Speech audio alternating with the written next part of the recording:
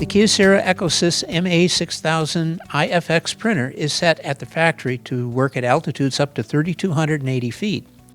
If you're at an altitude higher than 3,280 feet, you must set the printer to your altitude to maintain print quality.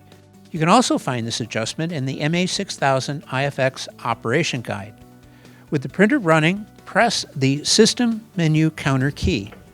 On the left side of the screen, scroll through the list and find Adjust Maintenance and select it. Next, in the middle of the screen, scroll to Altitude Adjustment. Select it. Select the altitude range for your location. 1,001 meters to 2,000 meters is for altitudes of 3,281 to 6,561 feet. Choose 2,001 meters to 3,000 meters for altitudes of 6,562 to 9,842 feet. Select 3,001 meters to 3,500 meters for altitudes of 9,843 to 11,483 feet. After making your selection, the screen will automatically advance. Exit out by pressing the Close button.